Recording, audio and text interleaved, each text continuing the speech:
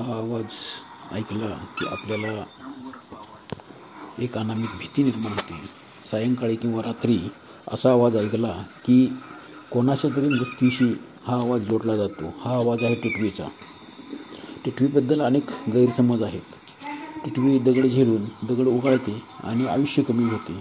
त्याचबरोबर रात्रीच्या वेळी टिटवी ओरडली की काहीतरी अघटित घडणार असे अनेक गैरसमज आहेत. परंतु टिटवी हा प्राण्याबद्दल थोडीशी माहिती आपल्याला असेल तर तो शेतकऱ्याचा मित्र आहे. कारण कीटक खाऊन हा जगत असतो.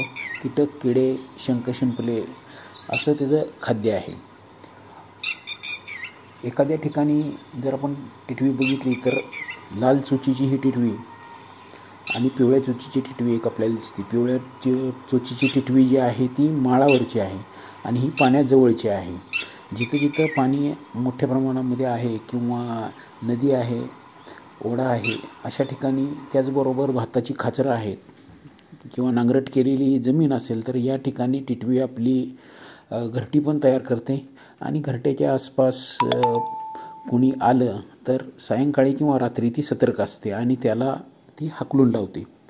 पिलांचं संरक्षण करण्याच्या दृष्टीनं तिचा तो आवाज आहे असं आपल्याला लक्षात येऊ शकेल.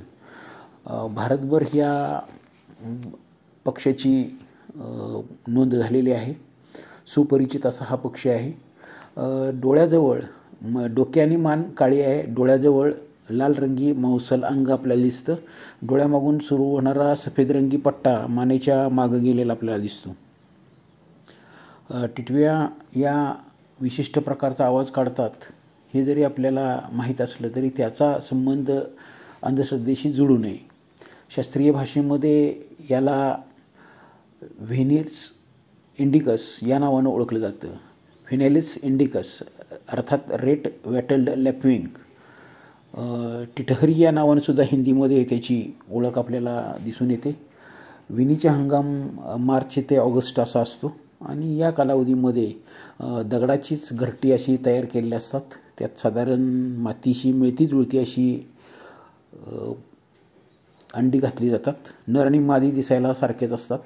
दगडगोट्यांची गोलाकार रांग करून सुद्धा त्याच्यामध्ये अंडी घातली जातात. त्याची पिलंसुद्धा जवळपास असतील तर त्यांना ती विशिष्ट आवाज काढून लपल्याला सांगते किंवा स्टँड बाय करायला सांगते. आणि तिथंच आपल्या पायामध्ये जरी ती पिलं असली तरी आपल्याला दिसून येत नाहीत, कारण रंग अतिशय मिळता जुळता असतो.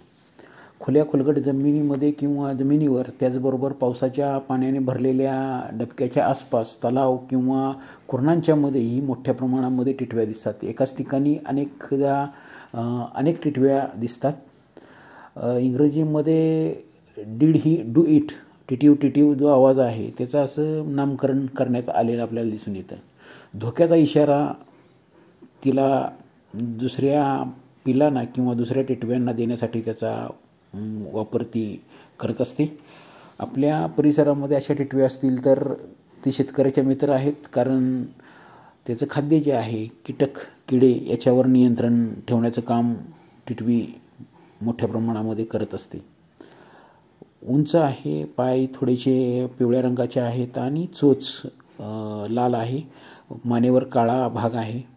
थोडासा पोटाकडचा भाग पांढरा आपल्याला दिसतोय आणि पंख चॉकलेटी रंगाचे त्याचे असलेले आपल्याला दिसतात. एकूणच हा जरी अंधश्रद्धेच्या संबंधात बदनाम झालेला पक्षी असला तरी पण टिटव्या आपल्या परिसरामध्ये असणं गरजेचं आहे.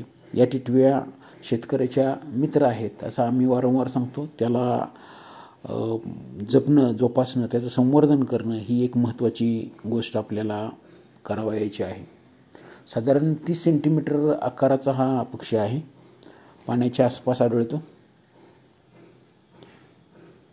आणि त्याच्याकडं जर बघितलं तर तो अतिशय चपळ असलेला, तुरुतुरू चालणारा असा हा पक्षी आहे. भांडखोर पण टिटव्या असतात. टिटव्याचं संरक्षण करूया. धन्यवाद.